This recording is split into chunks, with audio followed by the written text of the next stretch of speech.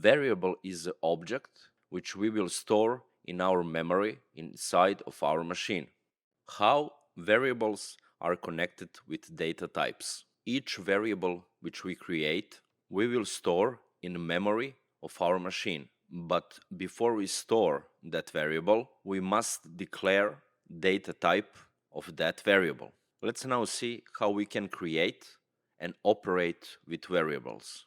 Variable is object that have ability to change the value. That means that we can assign one data type to our variable, but during our programming, we can assign many different values depending on situation. How we can create variable? Reserved word var is used to declaring variables of particular data type. We have pattern for declaring variables, and it looks like this. In this statement, we have reserved word var. After that, we must declare the name of our variable. After that, we must write type of that variable. And after that, we will first write sign equal and then assign specific value to that variable. When we declare variables, we have three different stages. We can declare, we can assign, and we can initialize. When we declare a variable, we create variable with specific data type. When we assign, we give value to that specific data type.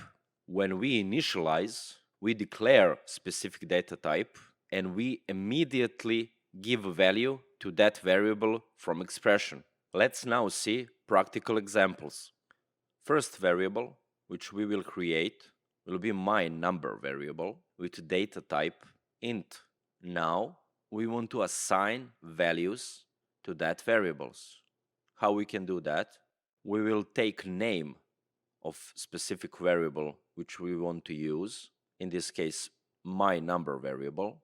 Then we will write sign equal, and after that we will assign specific value to that specific variable. Pattern is the same for next two variables. Now with initialize we have one additional operator which we want to use.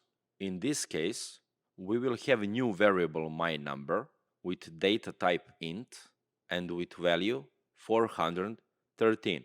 How this new operator define and create our variable? Operator checks data type of value which we want to assign to specific variable, then create variable with that specific data type, and then after that assign that specific value to our new variable. So in this case, he will first write variable my number as data type integer, and after that he will assign that specific value. This is the only shorter way how we can declare and assign one specific variable in one line. And in most cases, in our coding, we will use that expression. My address and my price variables work exactly in the same way. My address will be data type string with this specific value, and my price will be float 64 with this specific value. So basically, whole picture looks like this. Declaring plus assigning is equal to initializing. So final picture looks like this. If we have this statement as our new variable, this statement is equal to this initializing. As we said, we can change value of the variable as many times we want, depending on our scenario in our code. Also, we have objects that cannot change the value. Those kind of objects are constants. Let's now see what is the difference between constants and variables. Constant is a name or identifier for a fixed value, which means that after declaration and assigning, we can't change that value. We can change value of the variable, but we can't change value of the constant. How we can create constant? You must assign a value at the time of the constant declaration and we can't assign value later as we do with the variables. We have also a reserved word const, so we can declare our constant. Then we will write name of that constant. We will assign type of that constant, and then we will assign value to that constant. Whole pattern is extremely similar like variable, but instead of reserved word var, we have reserved word const. So let's now see how we can write new constant.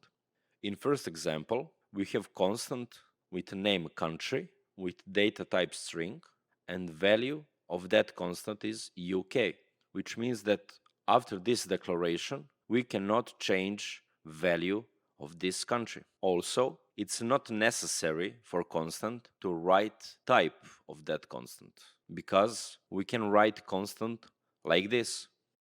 In this case, constant will be under name price with value 50,000, and in any way this constant will have data type integer. Best practice for this will be always to write data type. Also, we can declare a block of our constants when we want to assign multiple constants, like this.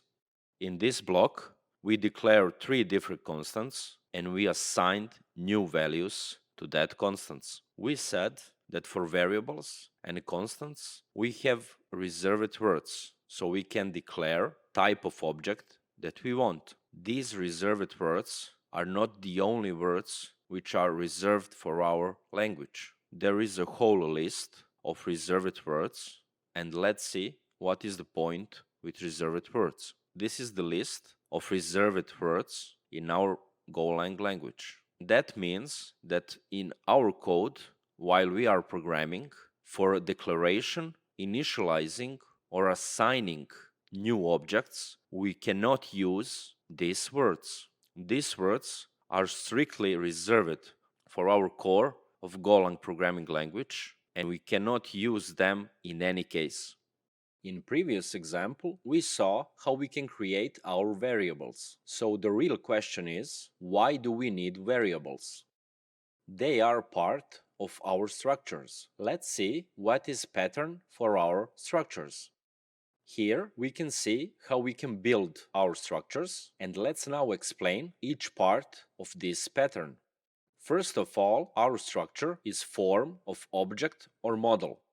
In our structure, we define characteristics of our object. In our pattern, type and struct are reserved words. Struct name help us so we can recognize our structure.